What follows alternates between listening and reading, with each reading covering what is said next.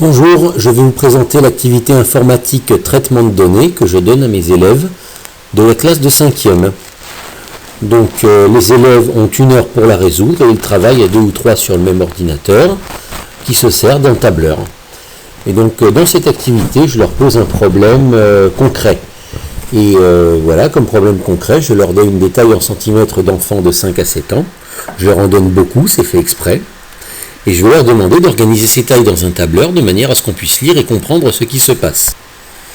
Donc, je leur demande de recopier dans un tableur la feuille de calcul suivante. Vous voyez dans la colonne A, on a toutes les tailles. Et je fais exprès de ne pas les marquer toutes. Je leur demande eux-mêmes de continuer à les marquer. Et c'est dans le désordre, c'est fait exprès. Et vous voyez à droite, nous avons un tableau que les élèves doivent essayer de remplir par eux-mêmes, d'après les données qui sont données et de manière dynamique. Donc c'est pas eux qui vont compter, c'est pas eux qui vont compter quels effectifs il y a dans chaque catégorie, ils vont demander au tableur de le faire.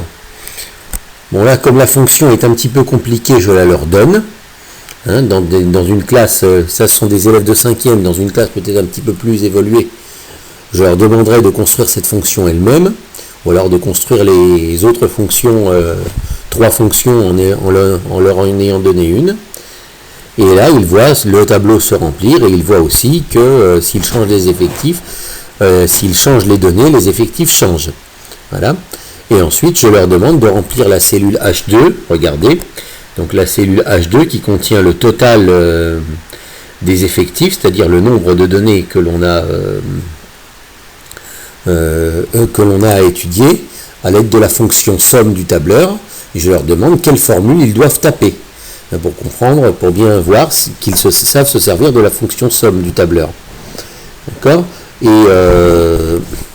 cette formule, donc, c'est la somme de toutes les valeurs qu'ils ont calculées avant, et donc ils voient bien qu'ils n'ont pas eu besoin de compter le nombre de valeurs qu'il y a sur leur très longue liste. Que le tableur fait tout à leur place. Une des leçons que je veux qu'ils tirent, c'est qu'ils ne comptent rien, ils ne calculent rien, c'est le tableur qui fait tout. Ensuite, je leur demande de tracer des diagrammes à l'aide de ce tableur. Alors, je vais leur demander 2 sortes de diagrammes. Je vais leur demander un diagramme en tuyau d'orgue, et plus tard, je leur demanderai un diagramme circulaire. Parce qu'ils ont étudié les deux, ils savent les différences entre les deux, ils savent les utilités des deux. Donc, ils tracent ce diagramme-là, et qu'ils obtiennent très facilement grâce au tableur. Et je leur demande, ça c'est une question plutôt qui a trait aux statistiques. Aux statistiques, quand on fait un diagramme, on lui donne un titre. Et je leur demande de donner un titre de diagramme. Ils peuvent le donner celui-là, ou ils peuvent en donner un autre. Voilà.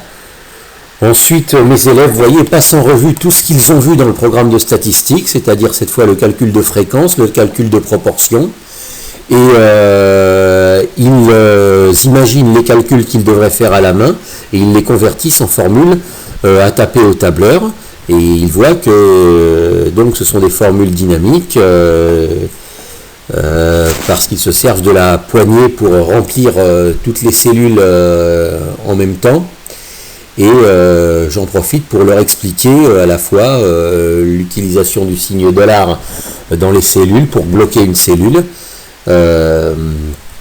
Donc ils revoient les notions de statistique en même temps qu'ils apprennent de nouvelles fonctionnalités du tableur.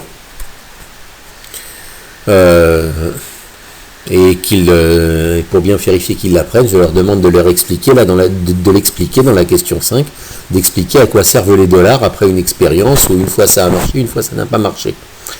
Donc ensuite nous étudions diverses manières d'affichage des fréquences.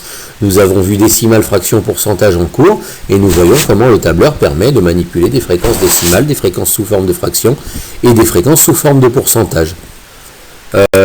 En dernière étape, je leur demande de tracer un diagramme circulaire. Et là, vous voyez, pour tracer le diagramme circulaire, je leur donne beaucoup moins d'indices. Je ne leur dis pas sur quel bouton ils doivent appuyer. Je les ai un petit peu se débrouiller, pensant que l'expérience qu'ils ont acquise pour tracer le premier diagramme va les aider à trouver tout seuls comment tracer le deuxième diagramme, ce qui s'est d'ailleurs produit pendant le cours. Et ils obtiennent très facilement ce diagramme circulaire-là, avec la légende, avec en plus un titre qu'ils auront donné au diagramme. Et voilà, à l'issue de cette activité, ils auront découvert de nouvelles fonctionnalités du tableur qu'ils pourront implémenter dans d'autres problèmes qu'ils rencontreront. Et ils auront revu et mieux assimiler sur un problème concret, un grand problème, leur chapitre de statistique.